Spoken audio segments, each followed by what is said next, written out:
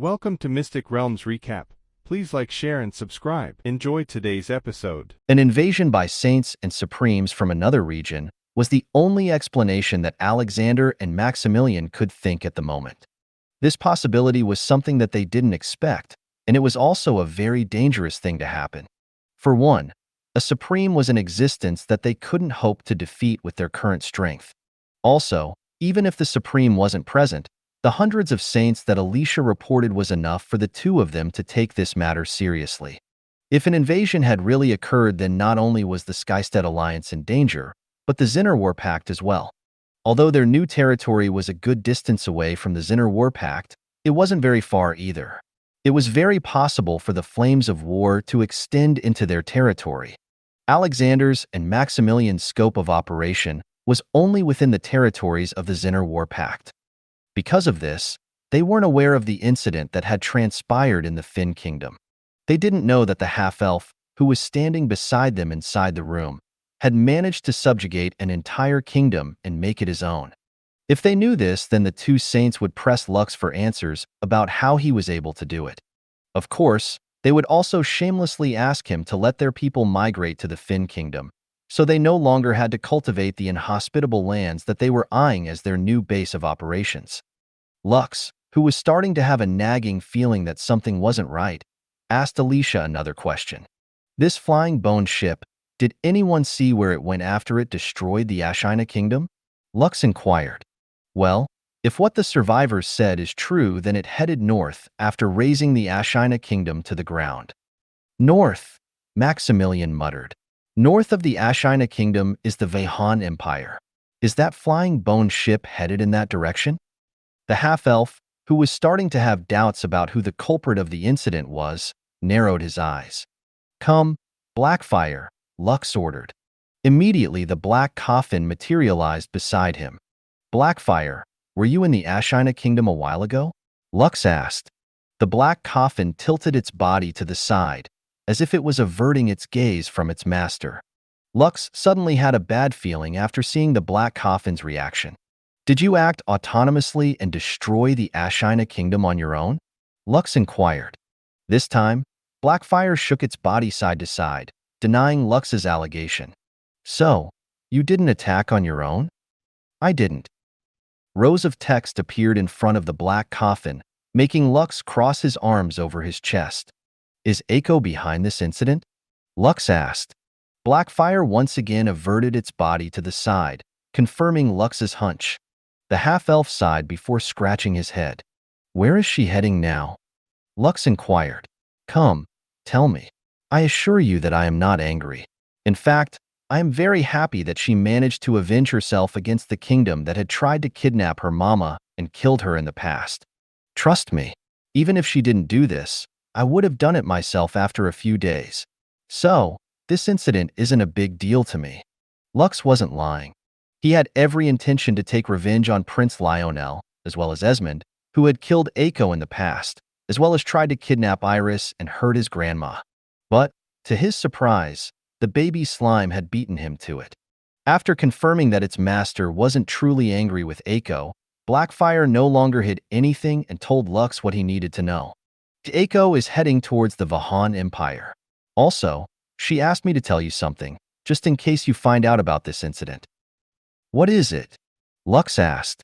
He was quite curious about what kind of message did Eiko left for him.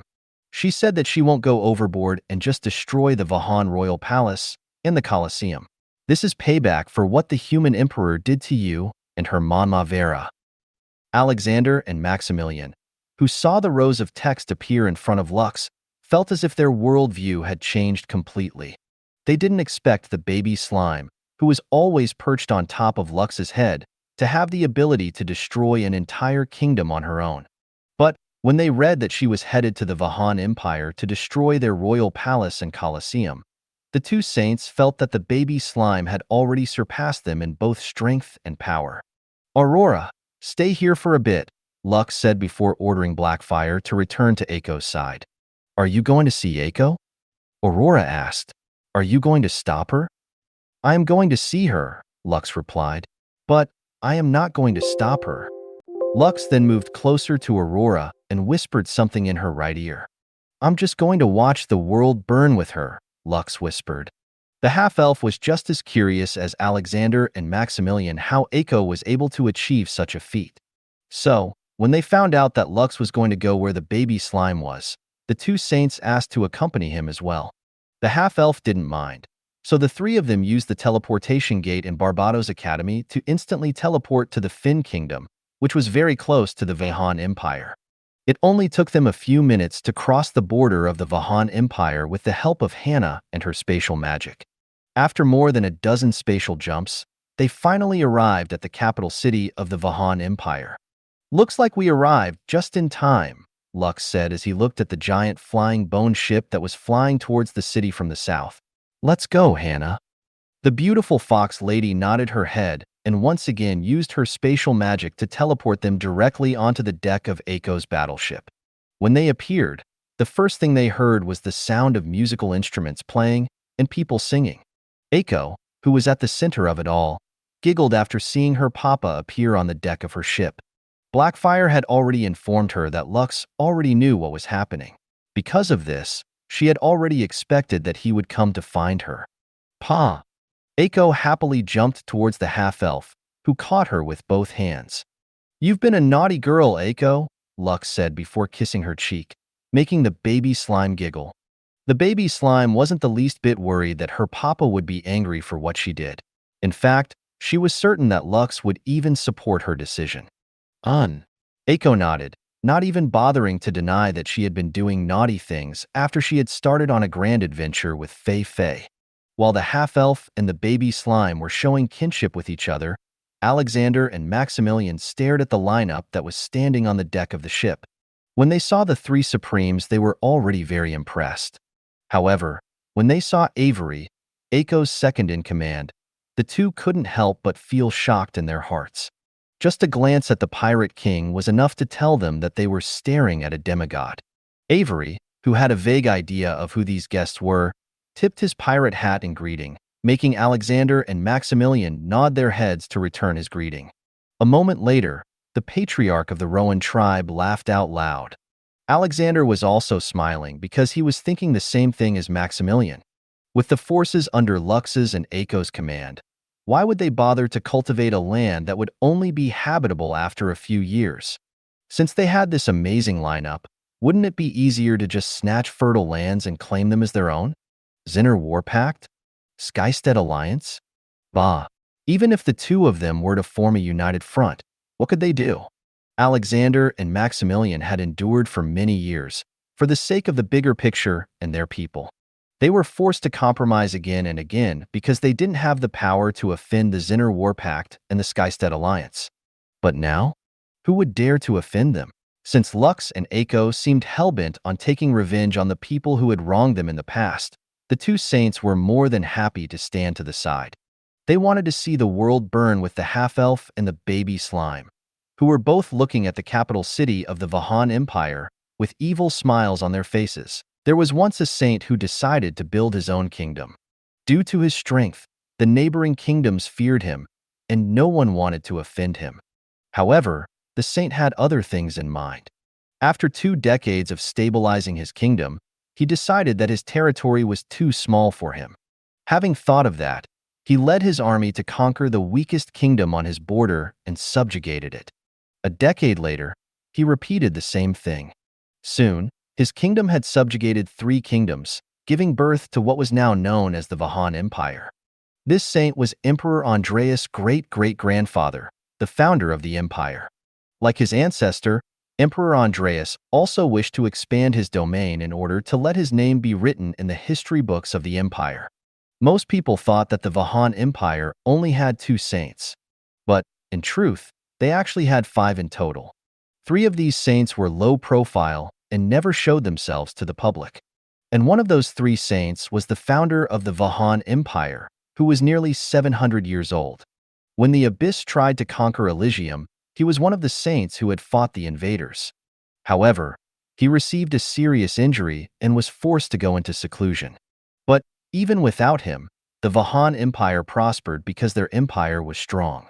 2 years ago, Emperor Andreas was certain that, once his right-hand man, Aaron, became a saint, his dream of expanding his empire would soon be realized. The man who helped him manage the Vahan Empire was an S-ranker. If given more time and resources, he would undoubtedly become the sixth saint of the Vahan Empire, making it a true powerhouse among empires. Unfortunately, when he met the dragons of the Crystal Palace, he realized that he was just a small fish in a pond, playing with the other small fish. The big fishes, like the Crystal Palace, were in the sea, playing with the other big fishes who had the same rank as them. This realization made Emperor Andreas feel depressed for 2 months. However, after that phase of depression, he managed to bounce back and set his sights on what was in front of him. He might be a small fish in a pond, but that didn't matter. Even if he was only a small fish, he decided to become the strongest fish in the pond and devour all the other fishes who were within his playing field. With this renewed vision, he set his eyes on the Fin Kingdom. However, he remembered the warning that his father had given him before passing the crown of the empire to him. Do not attempt to annex the Fin Kingdom. They have a supreme holding the fort. Emperor Andreas respected his father, so he believed that he was telling the truth. Because of this, he didn't dare to intrude on the territory of the Fin Kingdom and decided to shift his target to the Bjarni Kingdom. He was already making preparations to invade their lands with the help of his allies. Emperor Andreas believed that, in the next 4 months, he would be able to launch a successful campaign and bring another kingdom under the Vahan Empire's rule. He believed that he was a conqueror and that he had nothing to fear within the small pond that was located in the eastern regions of Elysium. His confidence was at its peak, and he believed that he was unstoppable. But now, that confidence was nowhere to be found as he stared at the giant, flying bone ship about to enter the airspace of his capital city, Dainsleif. Aaron, the emperor's right-hand man, stood beside his ruler, wearing the same grim expression as the latter. The other 4 saints of the Vahan Empire also made their appearance and hovered above their city, ready to protect their domain from the invaders who were about to enter their capital. However, just as they were about to attack the giant battleship that was flying in the sky, hundreds of powerful presences descended upon these 4 saints like a sledgehammer, making all 4 of them crash into the ground. By the gods, Emperor Andreas muttered. Who have we offended? Emperor Andreas was an A-ranker. After being around saints for a long time, he knew their level of power. He had also met the saint from the Crystal Palace, Picoro, who was stronger than the saints of his empire. Even so, the dragon-born saint's dominating presence was nothing compared to the raging tide of suppression that he was now feeling in his bones. Supremes! Aaron's face paled after sensing the power of the foes that had come to their kingdom. We're done for. The high-ranker knew that the Vahan Empire had suppressed many people in the past, and why wouldn't they? They had the strength to do it. They would be fools if they didn't use what they had to their advantage. And yet, at this moment, they were feeling the same emotions that the people whom they had suppressed in the past had felt. In the face of overwhelming strength, any resistance was meaningless.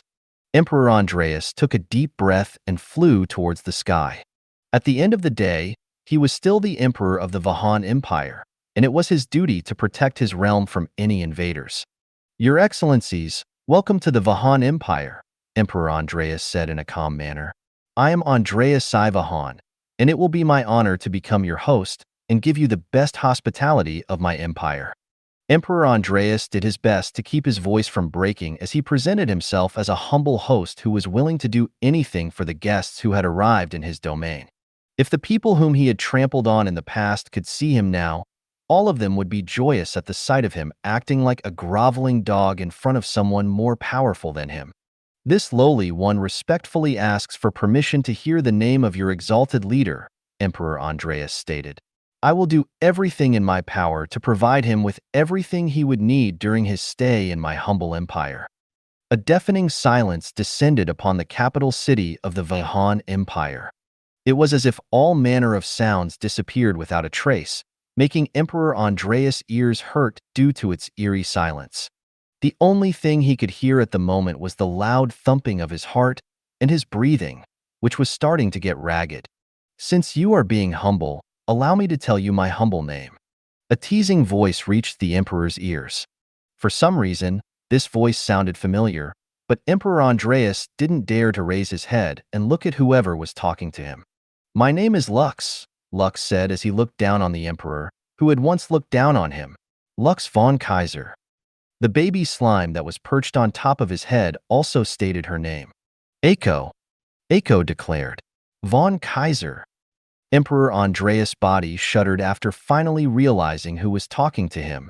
He slowly raised his head and looked at the red-headed half-elf and the baby slime who was perched on top of his head. The half-elf and the baby slime were both smiling, yet their smile was the scariest thing that the Emperor of the Vahan Empire had seen in his life. For a brief moment, he blanked out, unable to say anything as he stared at the two beings, whose mere presence was enough to make him feel that he was just one wrong word away from being sent to the afterlife. "Lux," Emperor Andreas muttered as he looked at the half-elf, whose name had given him sleepless nights for the past few days. His spies had informed him about the commotion that took place in the Finn Kingdom, and it filled him with dread. Because of this, he immediately assembled an emergency meeting with his ministers and advisors. Their goal was to think of how they would act if the half-elf were to order the army of the Finn Kingdom to march towards his empire. He was no longer that weak child that they had bullied in the past. The half-elf was now someone that could move unhindered across the land. They already knew that a battle against Lux was hopeless, but seeing him now, they realized that they had severely underestimated his strength. 3 Supremes, hundreds of saints, and a flying battleship that was big enough to block the sun and shroud their capital city in darkness. Taking a deep breath in hopes of preventing his entire body from shaking, Emperor Andreas forcefully calmed his wildly beating heart as he looked at the half-elf, whose lips were curled up into a sneer. He knew that his day of reckoning would come, and yet he was not prepared to face it so soon. "What must I do for you to spare my empire?" Emperor Andreas asked. "What must I do for you to forg?" One moment, Lux cut off Emperor Andreas before he could finish whatever he was going to say. The half-elf raised his hand, and immediately, dozens of saints descended upon the capital city. Emperor Andreas panicked because he thought that these saints were going to kill him, but it didn't take long before he realized that he wasn't their target. The saints apprehended the 4 saints of the Vahan Empire and dragged them towards the flying bone ship, where their master was waiting. "Avery," Eiko stated. "Do it." "Yes, Your Highness," Avery replied in a respectful tone. With a wave of his hand, 4 bone spears flew towards the 4 saints and pierced their chests. Emperor Andreas, who watched this scene, felt as if his chest was also pierced by the bone spears that were now firmly embedded in the bodies of the protectors of his empire. A moment later, a black coffin materialized in front of one of the saints and opened its lid. Dozens of black hands emerged from it and latched onto the saint, who no longer had the strength to resist. The 3 remaining saints, as well as the high-rankers of the Vahan Empire who had now arrived at the scene, watched as the black coffin devoured one of their saints with looks of horror on their faces. Wait, Emperor Andreas tried to gather his voice and courage to speak out. "Please, stop." His once commanding tone that made his subordinates and enemies fall in line was nowhere to be heard. Emperor Andreas had lost the edge of his voice. His tone no longer sounded like a ruler in power, but more like a beggar desperately pleading for coins. One by one, the saints of the Vahan Empire were devoured by black fire. After devouring the last saint, it flew back towards the bone ship and hovered beside Lux. You can continue now," Lux said as he shifted his attention to Emperor Andreas. "What were you trying to say earlier?" "Continue." Eiko glared at the Emperor who once bullied her papa. Emperor Andreas shifted his attention back to Lux. However, this time, he felt lost, as if he had forgotten what he was about to say earlier. I, Emperor Andreas stuttered as his mind tried to process everything that had happened. The 4 saints, who served as the protectors of his kingdom, were now gone, and he was left alone facing the person whom he had wronged in the past. Only a minute had passed since the last saint had been devoured, and yet, in that span of a minute, the Emperor Andreas seemed to have aged more than 30 years. Aaron gritted his teeth and flew towards his emperor in order to offer his assistance. Lux eyed the high ranker but didn't make any move to stop him from reaching the emperor. "Your Majesty," Aaron said as he supported the body of the king, who seemed to have lost the strength in his body. "Are you okay?" The moment this question escaped Aaron's lips, he almost had the strong urge to slap himself for asking a stupid question. How could his emperor be okay after everything that had happened? The worst part was that Aaron believed that their misery had just only begun. Knowing that they could not turn back, he glared at Lux and raised his voice. "What do you want?" Aaron asked. "What must we do so that you will spare our empire?" He had thrown his caution to the wind, for he knew that even if he addressed Lux in a respectful manner, nothing would change. Emperor Andreas had done that from the very start, and the end result was still the same. The half-elf and the baby slime didn't come to the Vahan Empire to hear their flattery. They had come for revenge, and Aaron knew this with every fiber of his being. "For starters, we have come here for two things," Lux said as he raised two of his fingers. "Echo, tell them what we want." Boom, boom, boom. Echo replied, jumping in place. "You heard her." Lux smiled. "We want things to go boom." As soon as he finished saying his words, some of the cannons of the battleship, Poseidon, aimed at the Grand Colosseum in the distance. This was where Lux had fought in order to gain the certification that would allow him to create his guild in the Vahan Empire. However, they unreasonably made things difficult for him.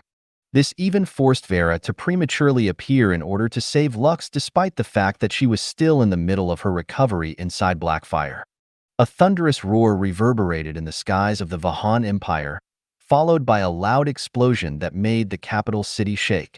Emperor Andreas and Aaron looked at the Grand Colosseum, which was one of the symbols of the Vahan Empire. The Colosseum was completely destroyed, and only a dense black smoke rising up to the heavens could be seen in its location. "That's one boom," Lux stated. "Second boom boom," Echo stated. "Fire." The cannons of her battleship moved to target the royal palace of the once formidable empire in the region. Another thunderous roar erupted, and the land shook once again as the royal palace was instantly obliterated by an attack that could turn a saint into meat paste. Light symbol now, for the last boom. Lux eyed the emperor of the Vahan Empire with a smirk on his face. "Last boom. Boom. Boom." Echo shouted. This time, all the cannons aimed at Emperor Andreas and Aaron, making both of them feel as if their legs were about to give way.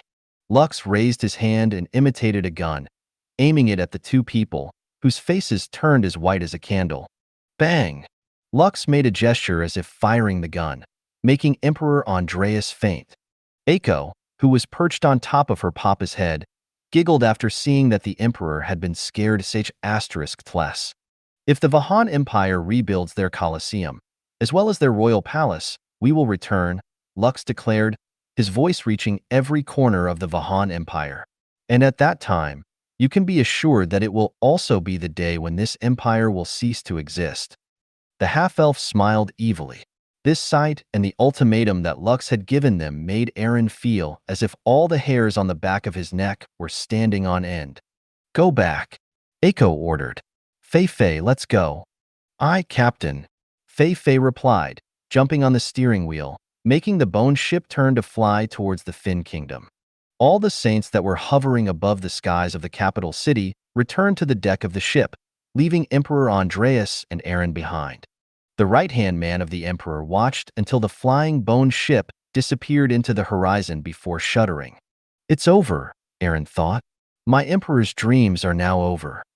Although their empire had been spared, he knew that, without a doubt, the Vahan Empire would never be the same again. "This is Princess Camellia. She is the steward whom I assigned to govern this kingdom while I am away." Lux introduced the young lady to his father and grandfather-in-law. The young princess bowed her head respectfully to the two people who were part of Lux's family. "Camellia, this is my father, Alexander, and my grandfather-in-law, Maximilian," Lux said. "Take note that their words are my words, so I hope that you get along with them. They'll also be bringing their people to the Fin Kingdom to build a city. Make sure to coordinate with them to the best of your ability." "Yes, Your Highness," Princess Camellia replied. "I hear and obey." Lux nodded his head in satisfaction. He was aware that Alexander and Maximilian were preparing to migrate to Elysium as a last resort, just in case the miasma continued to spread towards the Six Kingdoms. Of course, Lux planned to prevent the disaster from happening. But that didn't mean that he opposed the idea of having a backup plan if ever things turned out for the worst. The Finn Kingdom was basically his own kingdom, but he had no intention of ruling it.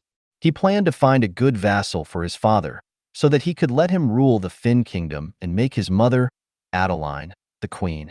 As for the sons and daughters of the former king, he had no grudge against them. It was not their fault that they were born to a father like King of Ar, whose lustful nature had no bounds. Alexander and Maximilian were quite impressed after hearing how Lux acquired the Finn Kingdom. They also felt helpless when they realized that Aiko commanded an army that was stronger than the both of them combined, making them feel as if their roles were reversed. Instead of them protecting the younger generation to give them time to grow, it was the younger generation that was protecting them to give them time to build their city. This was a funny development, but Alexander and Maximilian were more than happy to take advantage of it. Lux also didn't want the two people who had helped him a lot in the past to suffer in silence in the Zinnerwar Pact. Now that both of them were aware that they no longer had to bow their heads for the sake of their people, their true nature was unleashed in full. Lux, do you have any plans after this? Maximilian asked the half-elf, who was feeding Aiko and Fei some cookies. I don't have any plans for this week, Grandpa, Lux replied.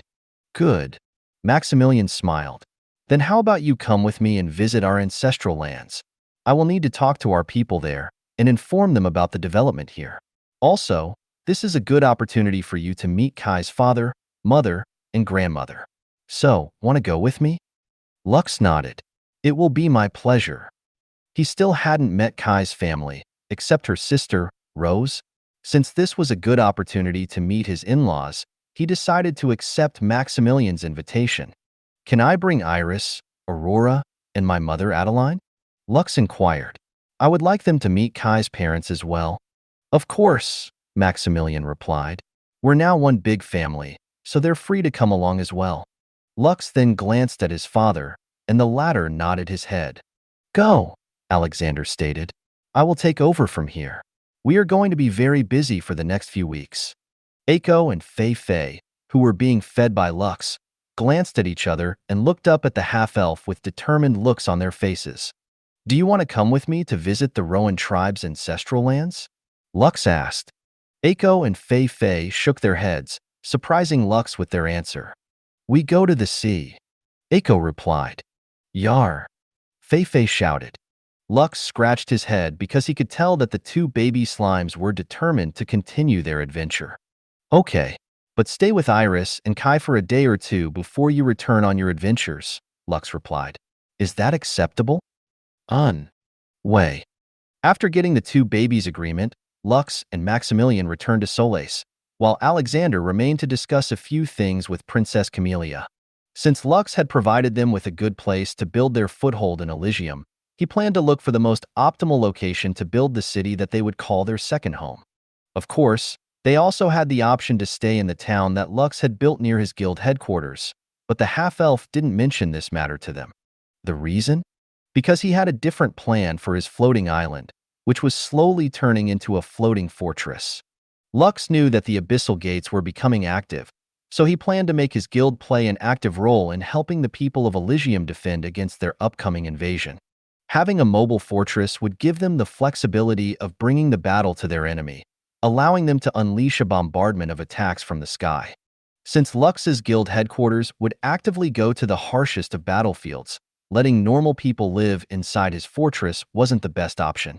The town he made was created to house mercenary groups, adventurers, and other people who would join him in his cause, to protect Elysium from the monsters that sought to invade it and make it part of the abyss.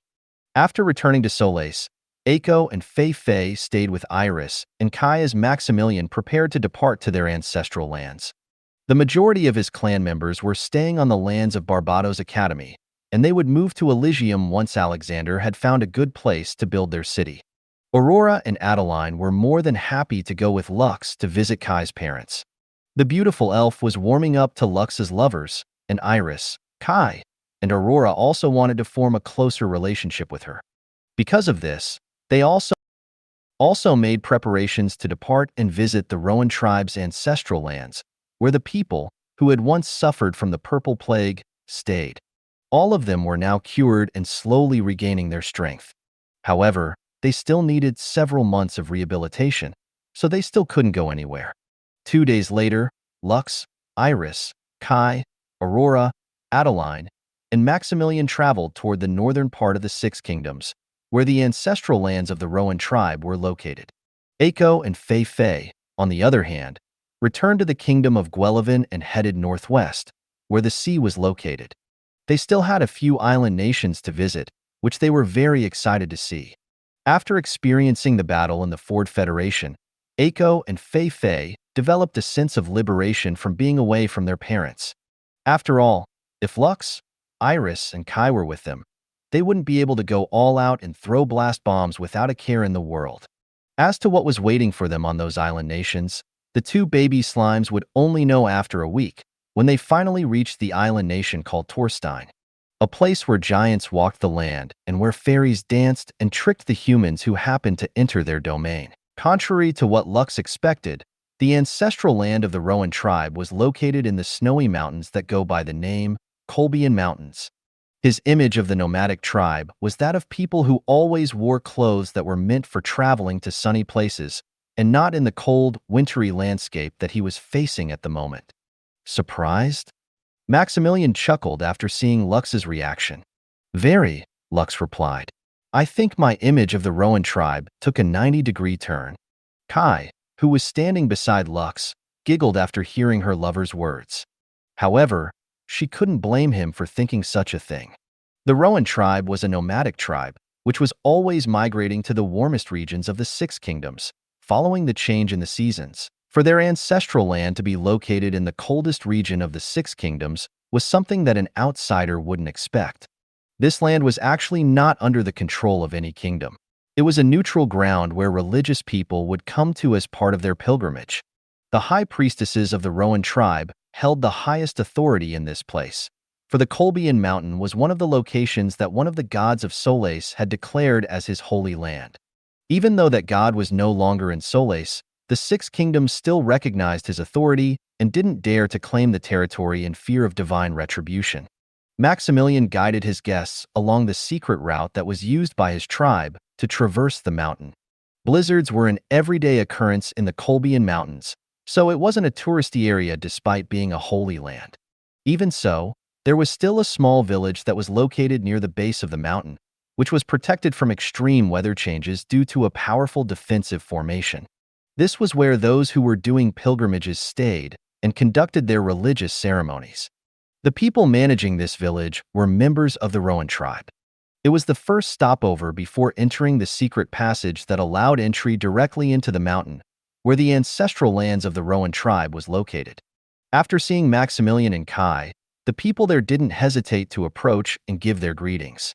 The high priestess and the patriarch were the two highest authorities within the Holy Land, so everyone naturally treated them with respect. Are you ready to meet your future in-laws? Lux asked Keen in a teasing tone. Keen simply nodded his head. However, Lux could see the determination on his face. His close friend was like a soldier who was about to fight a great battle, and he had every intention of emerging victorious. Lux had invited the swordsman to join them on a whim, and the latter readily agreed to his invitation. Maximilian didn't say anything and allowed Keen to join them. Truth be told, Lux had a feeling that his grandfather-in-law was already aware that Rose and Keen were secretly dating each other. Since the old man wasn't saying anything, it meant that he had given the swordsman his tacit approval, deeming him worthy of Rose. Lux didn't know Keen's background, but he knew who his master was. He had been able to meet that person, and he had to admit that Keen's master had left a good first impression on him. People simply called him the Void, and he was a pseudo-saint.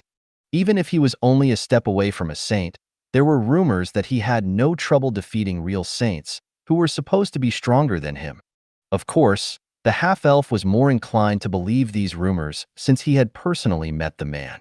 His aura was as sharp as a sword, and even looking at him would make someone feel as if they were about to be cut in half. Even Alexander and Maximilian didn't have that kind of dominating presence, making Lux believe that the rumors had some truth in them.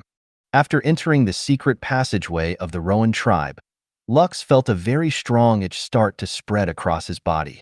He was the only one who was feeling this, so he was a little confused.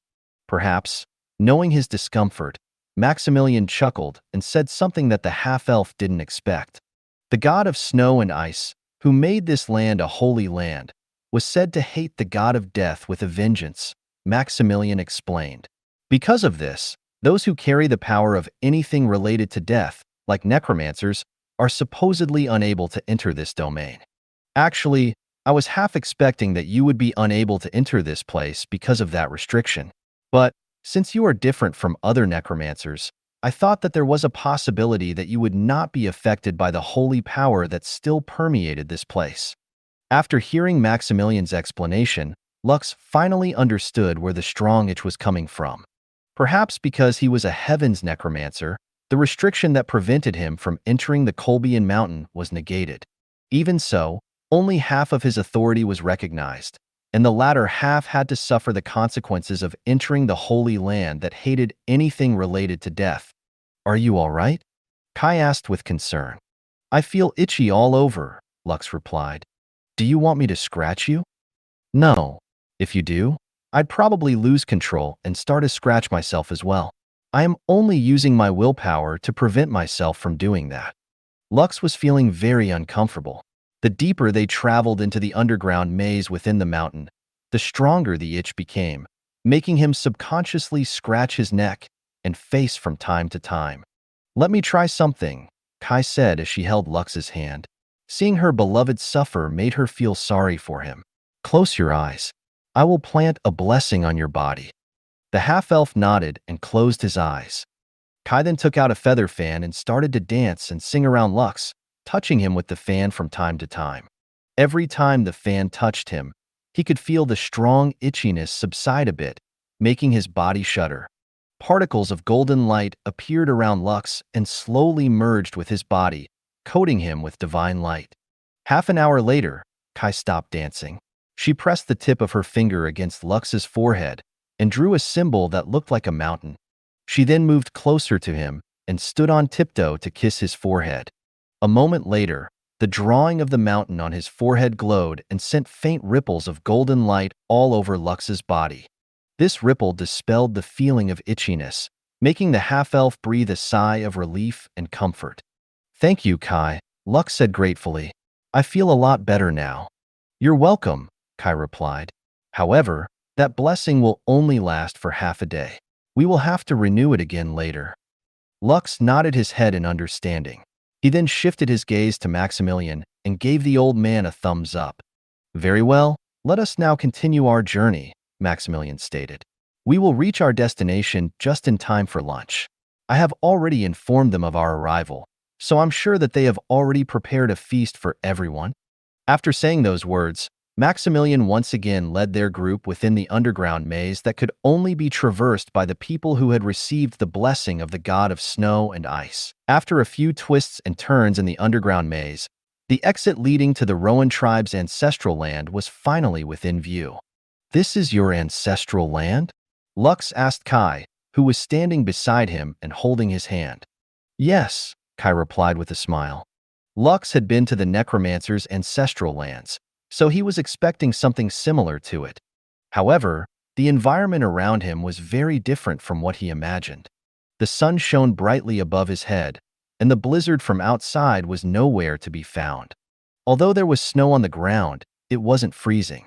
The temperature was refreshingly cold, similar to a cold breeze on a hot summer's day. Standing a few meters away from them was a young lady with a sweet smile on her face. She was none other than Kai's little sister, Rose. "Welcome to the Rowan tribe's ancestral lands," Rose said in a calm manner. "Grandpa, I'm glad to see that you're well and healthy." Maximilian chuckled before giving his granddaughter a hug and a pat on the head. "Where are the others?" Maximilian asked. "At home, waiting for your arrival," Rose replied. Maximilian nodded his head in understanding. "Let's not keep them waiting then."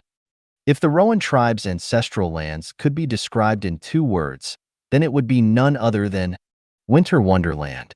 The houses were built from ice and snow, and it was very different from the igloos back on Earth. They looked exactly like the houses that could be seen in Elysium. The only difference was the material used to build them, which was ice and snow. Several people bowed toward Maximilian as he headed to the biggest house in the area. The patriarch of the Rowan tribe smiled and waved his hands in greeting. He was very happy to see that the people, who were once infected by the purple plague, were finally able to walk around like normal. Back then, he had no choice but to leave their ancestral lands in order to protect his people from being infected by the plague. Those who were infected remained inside the ancestral lands, where the remnant power of their god froze them all in a block of ice, preventing the plague from spreading to their entire body.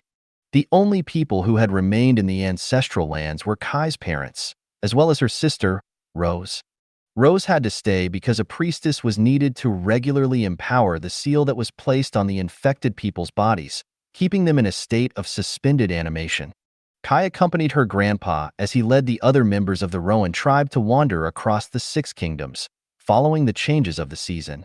Now that the people in the ancestral lands were starting to heal, it wouldn't take long before they went to Elysium and helped the rest of their people build a city in the Finn Kingdom, along with the Barbados Academy.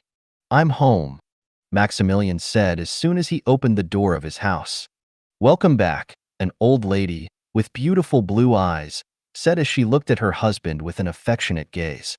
Maximilian didn't hesitate to hug his wife, Kiana, and kiss her cheek.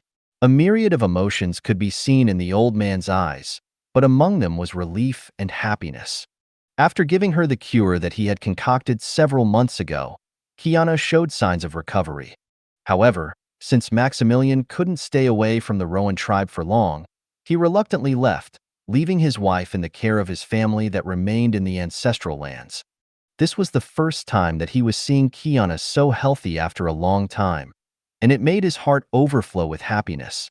He even teared up a bit, not caring what other people would say.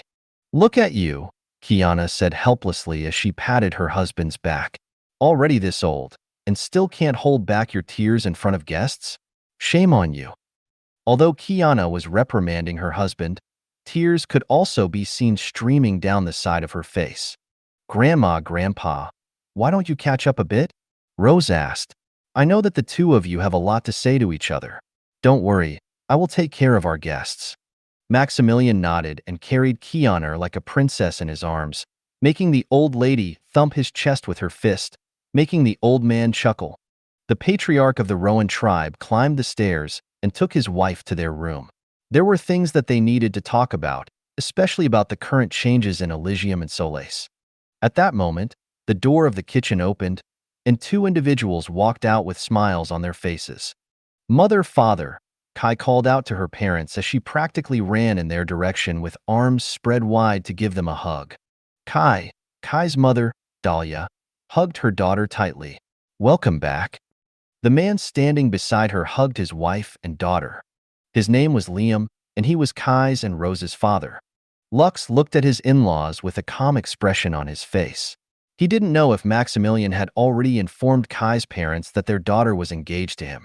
He was a bit worried that Kai's father would react violently once he knew that his daughter already had a fiancé. As if reading his thoughts, Rose moved close to him and whispered something in his ears. "They already know," Rose whispered. "Father and mother have been wanting to meet you for a long time." After saying those words, the young lady walked toward Keen and hugged him. Naturally, the swordsman hugged her back as he gave Rose the "do they already know?" gaze. Rose nodded, which confirmed Keen's assumption. Although Keen had a calm expression on his face, deep inside, he was feeling very anxious. He didn't know if Rose's parents would approve of him, but he had already decided to do his best to ask her hand for marriage. A few minutes later, Kai's parents finally regained their composure and looked at their guests apologetically. "Please, come to the dining room," Dahlia said, while still hugging her daughter. "We prepared a feast for all of you. I hope that it will be to your liking." Liam's gaze landed on Lux's and Keen's faces, and a hint of killing intent oozed out of his body. The two young men didn't know whether Liam purposely did this to make his displeasure known to the two of them. However, since he was Kai's and Rose's father, The two boys only smiled back at him like proper sons-in-law who were asking for a good beating. Everyone ate lunch and enjoyed the unique delicacies of the Rowan tribe. Maximilian and Kiana appeared a few minutes later, and both of their eyes were a little red from crying. Dahlia already knew that Lux was Kai's fiancé. However, she only heard from Rose today that her lover was also coming to visit her. This was the first time that she had heard about this, so she looked at the quiet boy, who was eating peacefully beside her daughter, Rose. Keen was a good-looking guy, even when he had been skinny in the past. This was one of the reasons why Kai had invited him to the League of the Extraordinary Gentlemen during the tournament at Barbados Academy. Now that the swordsman had been eating well, he was no longer skinny, and his good looks were enhanced even more, making Dahlia nod her head in approval. A glance was enough to tell her that the handsome boy had a good head on his shoulders and was pursuing her daughter with clear intentions. Liam, on the other hand, didn't say much and only ate in silence. Just like any overprotective father, he wasn't really too happy of hearing the news of his daughters gaining lovers without his approval. He would glance at Lux and Keen from time to time as if taking notes of their body measurements for the 2 ice coffins that he was going to build in his free time, which would perfectly fit the 2 boys, if they ever happened to suddenly kick the bucket inside the Rowan tribe's ancestral lands. Lunch ended without any bloodshed, but Lux and Keen knew that it was only a matter of time before they confronted their father-in-law, who didn't seem to be fond of the 2 of them. Just as they were thinking about how to approach Kai's and Rose's father, the middle-aged man approached them first and simply told them to follow him. Kai and Rose looked at their lovers and gave both of them a thumbs up as if assuring them that everything was going to be fine. Lux smiled and nodded his head, while Keen looked at Rose with the "I'll convince him" look on his face. Liam took the 2 young men to the northern edge of the ancestral lands, where towering pine trees extended for miles on end. They headed deeper into the pine forest as if they were only taking a casual stroll. Half an hour later, Liam stopped walking and turned around to look at the 2 young men who had dared to touch his 2 precious daughters. "What is your relationship with my daughter?" Liam asked the half-elf, who was Kai's fiancé. "Your daughter calls me daddy, and I've already managed to touch 4th base," was what Lux wanted to say. But he knew that saying this would only enrage Liam, so he decided to tone it down for a bit to make a good first impression. "Kai is my fiancé, and we are very much in love with each other," Lux replied with a solemn expression on his face. "I hope that you will give me your blessing, father." Liam didn't say anything to Lux's reply and simply shifted his attention to Keen, waiting for his answer. "I love Rose, and I want to be with her forever," Keen replied. "I hope that you will give us your blessings, Sir Liam." Kai's and Rose's father didn't say anything as he looked at the 2 young men in front of him. A few minutes of silence passed before the middle-aged man spoke. "I have raised my daughters with love and care," Liam said. "I also knew that, sooner or later, this time would come, and I now recall the words that my father-in-law told me when I asked for Dahlia's hand in marriage. Those same words, I will say to you. Only when I am satisfied with your answer will I acknowledge the 2 of you as my daughter's significant other." Liam paused a bit before summoning a silver spear in his hand. "Beat me, and I will give you my blessings," Liam replied. "Fail, and you can forget being with my daughter in this lifetime." Lux and Keen were already expecting this to happen. Both boys were confident in their strength, so they nodded their heads in agreement. "Keen, you can go first," Lux said. "I'll fight father later." Just as the swordsman was about to nod his head, Liam snorted. "You don't need to fight me one-on-one," Liam stated. "The 2 of you will fight me at the same time." Lux and Keen glanced at each other and nodded their heads synchronously. Since Liam was asking for a beating, they would give him what he wanted and end the battle as soon as they could. However, just as soon as Lux summoned his spear, Calypso and Keen unsheathed his sword. A magic circle expanded under Liam's feet, covering the entirety of the pine forest in the span of a few seconds. A moment later, the forest disappeared, and the 2 teenagers found themselves on what seemed to be an ancient battlefield. "Come," Liam declared. Lux wanted to end the battle as soon as possible, so he summoned his undead legion to swarm his father-in-law, or at least, that was what he wanted to do. However, instead of summoning his army, nothing happened, making Lux frown. He then pointed at the ground and activated a fireball spell. But nothing happened. There was no ball of flames that hovered in front of his finger, ready to burn anything it touched. Keen, on the other hand, drew his sword like he always did and took a fighting stance. The swordsman had felt that this strength decreased drastically, but he wasn't too worried about it. Even without his other abilities, he was still a swordsman who had mastered the ways of the sword. Liam stood with a spear in his hand and a solemn expression on his face. Inside this place, everyone is just an ordinary mortal, Liam explained. Both of you can attack me at the same time. If either of you manage to wound me or land a blow on my body, you will pass my test and receive my blessing. Keen, who had already taken a fighting stance, charged at Liam with the determination to win. He wanted to fight against his future father-in-law fair and square without any interference. He had talked to Lux through their guild chat, and the latter respected his friend's decision. The sword clashed with the spear, and the sound of weapons clashing against each other reverberated inside the ancient battlefield. Lux knew that Keen was a skilled swordsman, so he believed that he would emerge victorious against Liam. However, as the two warriors exchanged blows with each other, Lux realized one thing. Liam was actually a spearmaster, and he dodged, blocked, and deflected all of Keen's blows with ease. But that wasn't all. Liam would also counterattack, and each time he did, his spear almost drew his opponent's blood. Keen barely dodged the spearmaster's attacks, which made Lux understand that the only way to beat their father-in-law was to gang up on him and attack him from his blind spot. But that was easier said than done. Keen's body collided with several pine trees before coming to a complete stop. He was a swordsman, so the restrictions in the domain didn't bother him too much. However, even if he used everything he had, it was nearly impossible for him to beat his opponent due to the difference in ranks. Right now, Keen was a C ranker, but his opponent was an SS ranker, an existence that was only a step away from becoming a saint. The gap in strength was something that couldn't be overcome even with techniques, especially since Kai's father, Liam, was also a spearmaster. A few seconds later, the sound of falling trees once again reverberated inside the pine forest as Lux coughed out a mouthful of blood before falling down on the ground. He was the most affected by Liam's domain, which prevented everyone inside it from using any kind of spells and abilities. "Is this the best that you can do?" Liam asked in a disdainful tone. "I can still accept that swordsman over there since his sword skills have potential. But you, after being stripped of your powers and your fancy tricks, you are nothing." The half-elf propped himself up from the ground and wiped the blood that was seeping from the corner of his lips. "Father-in-law, do you really think I don't know that you're also using a trick?" Lux asked as he used the tree beside him as support in order to stand up. "But let's not talk about that for now. It's understandable that you are frustrated and want to beat us up. However, if you are going to act smug about beating two teenagers who are weaker than you, then you should at least stop cheating." A look of annoyance appeared on Liam's face as he stared at the hateful half-elf, whose entire body was leaning on a tree.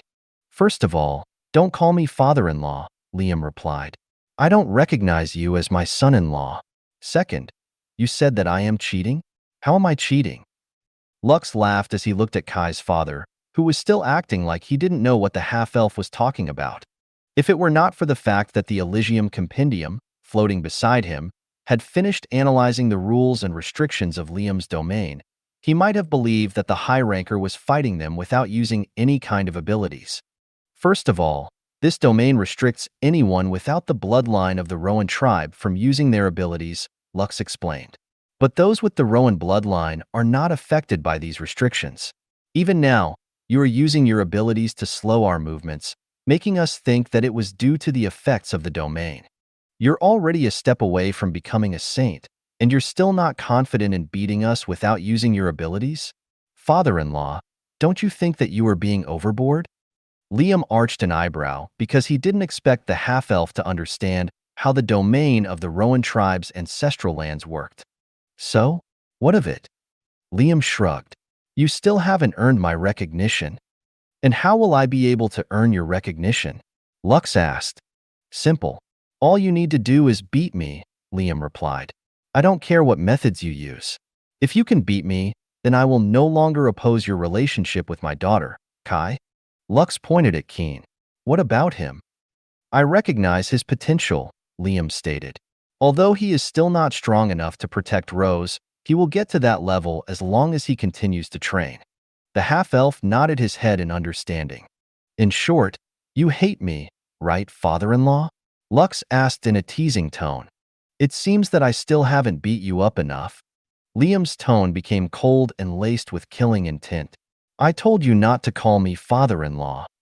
The high ranker swung his spear, and Lux was blasted away by a strong force, slamming into several trees before coming to a complete stop. If not for the fact that he had managed to use his divine spear to block some of the damage, he might have suffered more injuries. I think I broke a few ribs, Lux thought as he felt the stinging pain in his chest, making it hard for him to breathe. I guess my father-in-law really does hate my guts. Calypso hovered in front of her master, allowing him to use her as support in order to stand up. The half-elf then gazed at Liam, who lifted the unconscious Keen from the ground and placed him inside an ice coffin that he had conjured out of thin air. Noticing his gaze, Liam sneered in his direction before summoning another ice coffin. Don't worry, I will bury both of you under the ground side by side, Liam stated. That way, you can keep each other company. The ice coffin, which contained Keen inside, floated beside Liam as the latter walked towards Lux. The second ice coffin that Liam had conjured also floated beside him.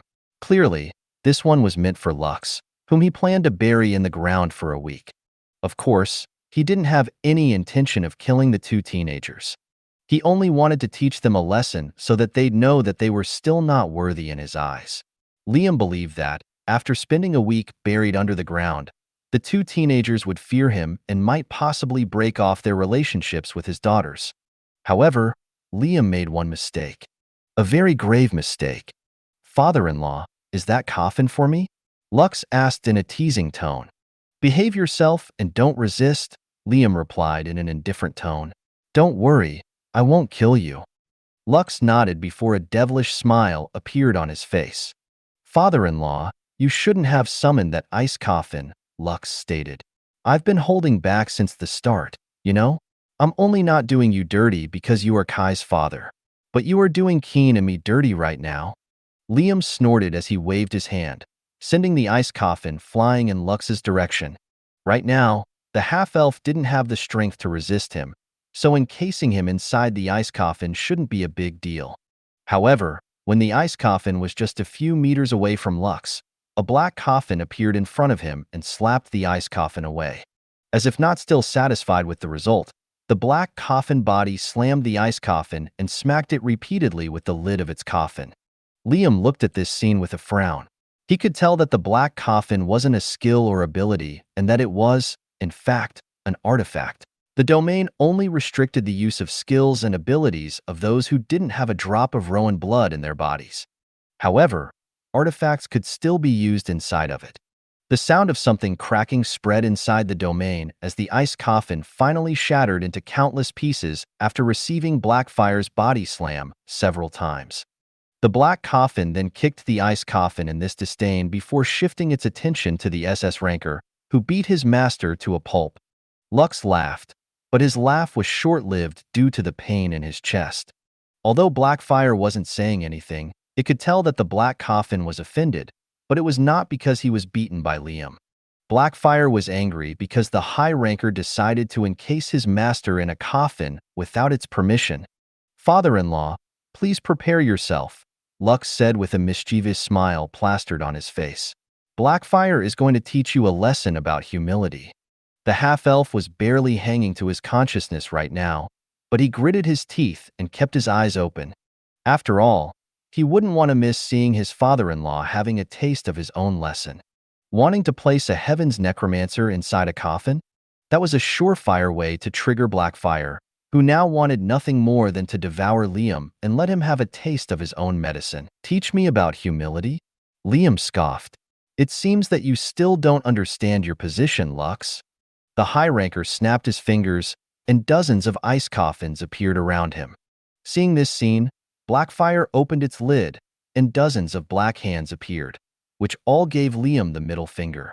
Lux laughed before coughing a mouthful of blood as a consequence of his actions.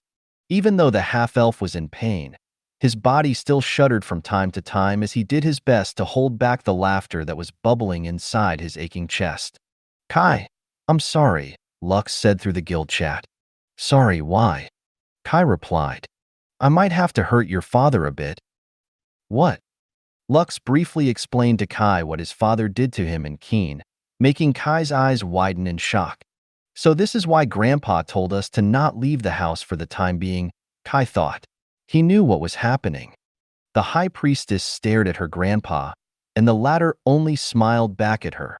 Not only was Maximilian aware of what was happening, but he could also see the battle in real time. The reason why he didn't put a stop to it was due to the fact that he wanted his son-in-law, Liam, to have a better understanding of his future sons-in-law. Also, the saint was curious to see how Lux would deal with Liam's stubborn character. He believed that after this trial was over, they would be able to recognize each other's strengths, allowing them to have a closer relationship with each other. Half of you destroy that coffin, Liam ordered. The other half, capture that half-elf. The ice coffins he created were sentient, but they could only follow very simple commands.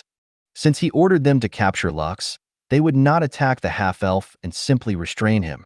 As for Blackfire, they would attack it as ordered, making sure that it was destroyed in the process. Blackfire, who saw the incoming ice coffins, hovered in front of its master for a few seconds before charging at the ice coffins head-on.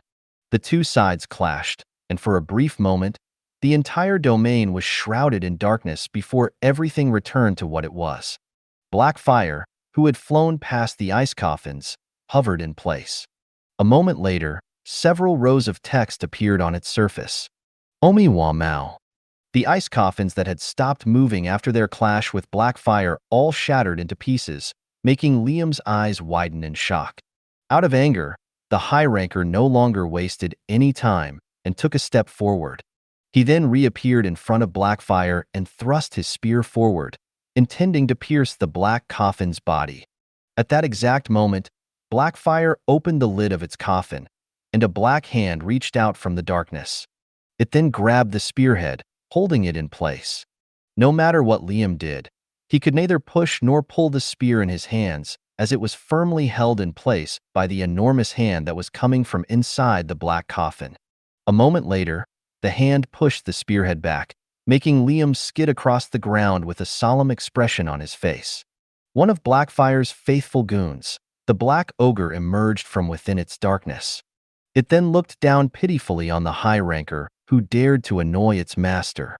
Without saying anything, the Black Ogre charged at Liam, wielding its enormous steel club that could obliterate a boulder with a casual swing. Calamity-ranked monster, Liam muttered as he took a fighting stance and activated the abilities that boosted his strength, attack power, and defense. With one mighty swing, the Black Ogre destroyed the ground in front of him, where the high ranker originally stood moments ago. However, his target was no longer there. The Black Ogre looked around, but it was unable to find its enemy, and with good reason. Liam was currently descending from the sky with his spear ready to strike. He had activated the second ability of the Ancestral Lands, which effectively have the strength of a single target. This ability was meant to deal with saints who would try to conquer their holy land by force. A fearless smile appeared on Liam's face because he was certain that his strike would end the life of the monster that the black coffin had summoned. Die! Liam roared internally as he drove his spear downwards with the force of a railgun. But before he could hit his target, the Black Ogre disappeared into thin air, making the high ranker's attack obliterate the ground, creating a crater that was hundreds of meters wide. Liam didn't know what exactly happened, so his reaction time lagged for a bit. This was a mistake that any high ranker shouldn't make, especially when fighting against a stronger opponent. Even so, he was still a high ranker, so he immediately positioned his spear to block the giant steel club that was only a few meters away from his right side. Since Blackfire had recalled the Black Ogre, the earlier restrictions that were placed on it disappeared as well. Because of this, Liam had no choice but to block the full force of its strike, which sent him crashing towards countless trees, creating a trail of destruction in his wake. This time, it was the high ranker's turn to cough out blood. Even with the additional boosts of his skills and the ancestral land, he was still just a high ranker. Fighting against a calamity-ranked world boss was still too much for him to handle alone. As he propped himself from the ground, he noticed that the black coffin was hovering a few meters away from him. Suddenly, several rows of words appeared on the surface of the coffin, making Liam feel as if his cheeks were burning. Is this the best that you can do? You still have your powers and your fancy tricks, but even with them, is this all you can do? I know a baby slime who is stronger than you. Liam glared at the black coffin as he used his spear to support his body. I'm just a high ranker, and I'm fighting against a calamity-ranked world boss. It's an unfair battle from the start. *TCH, I'm not here to listen to your excuses. Blackfire summoned 3 more calamity-ranked monsters that made the corner of Liam's lips twitch. He then shifted his gaze to the half-elf, whose body was covered in blood due to the injuries he received earlier. Lux was currently leaning on his divine weapon, Calypso, and watching the battle with a smile on his face. He watched as Blackfire trash-talked his father-in-law to the point of making the latter puke blood. The 4 calamity-ranked monsters didn't even have to do anything. They simply stood there and released their pressure, making Liam unable to remain standing. The black coffin then body slammed the SS high ranker over and over again, while the calamity-ranked monsters cheered for it. If not for Maximilian appearing beside Lux and asking him to reign in black fire, the black coffin might have really devoured his father-in-law, making him forever loyal to their cause. Rose carefully cleaned Keen's wounds before applying a healing salve over them. Healing potions, rejuvenation potions, and elixirs were unable to heal the injuries received in the domain of the ancestral lands of the Rowan tribe, as there were still the lingering traces of a god's divinity in it. Any injury received by the people who didn't have the bloodline of the Rowan tribe running in their veins could only wait for them to heal at a very slow rate. Only the medicines created by the high priestesses of the Rowan tribe could heal these injuries faster. But even then, it would still take a few days for any injury to heal completely. Dahlia looked at her husband, who was sitting by her side, with a displeased look on her face. She had heard everything that happened from Lux, and although she had expected her husband would beat the 2 boys, she didn't expect that he intended to encase both of them in a coffin to be buried underground. This was simply going too far, so Dahlia wasn't too happy with it. Of course, she knew that her father, Maximilian, wouldn't stand idle either if that really happened. The patriarch of the Rowan tribe would, of course, not allow Liam to bury Lux and Keen. He had been observing the match from the beginning and was only waiting for it to end before he took action. But Maximilian had to admit that he didn't expect that Lux would overcome all odds and reverse the situation in his favor. Also, he had gained a better understanding of the black coffin that Lux could summon at any given time. Despite how the battle ended, Maximilian was very happy that he had managed to matchmake Kai with the half-elf. He was sure that his decision back then was good, but he didn't anticipate that Lux would grow powerful so quickly, to the point that he even surpassed him and Alexander, who were considered the 2 strongest beings in the 6 kingdoms. Does it hurt? Rose asked as she looked at the swordsman, who hadn't said a word since she started treating his injuries. She had just finished bandaging his wounds, and she was feeling very sad that her lover had to suffer so much because of her. It doesn't hurt, Keen replied. Liar. Rose pouted. Keen smiled as he pulled the young lady into his embrace, hugging her tightly. He had completely forgotten that the 2 of them weren't alone in the room as he closed his eyes and lightly patted his lover's head. Lux, who was looking at this scene, gave his friend a thumbs up in his heart. Dahlia couldn't help but smile after seeing how sweet the young man was, despite being someone who didn't like to talk much. The half-elf looked at his friend, who was hugging the love of his life, before shifting his gaze to Kai, who was also bandaging the injuries he received from the battle. When she finished bandaging all of Lux's injuries, she looked at him with concern. Does it hurt? Kai asked.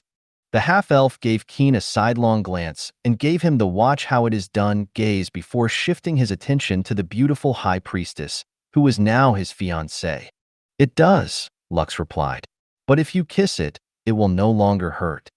Aurora and Adeline looked at the half-elf in amusement. Although they didn't know what he was thinking, they had a feeling that Lux was doing this on purpose to get back at Liam for what he did to them. Now that his wife and daughters were angry at him, he didn't dare to voice his opinions for fear that a certain black coffin would appear and slap him to oblivion. Kai, who was feeling sorry about what her father had done to Lux, nodded her head. She then picked up the half-elf's hand and gave it a kiss. "Does it still hurt?" Kai asked. "No," Lux replied, "but this place hurts." Lux pointed at his cheek, which had been grazed by one of Liam's spear strikes. Kai also kissed that part, and then asked what other places Lux still felt hurt. Seeing that he had already made his point known, he no longer provoked his father-in-law and just whispered in Kai's ears. "You can kiss the other places when we are alone inside your room later," Lux whispered. The high priestess blushed, but she still nodded her head. Keen and Rose, who saw everything from start to finish, stared at each other for half a minute. After that, the young lady held Keen's hand and led him upstairs to her room. She wasn't as bold as her sister, letting their parents see such intimate scenes without feeling embarrassed. Rose decided to imitate what Kai had done inside her room, to make the shy swordsman feel a little better despite suffering serious injuries from his fight against her father.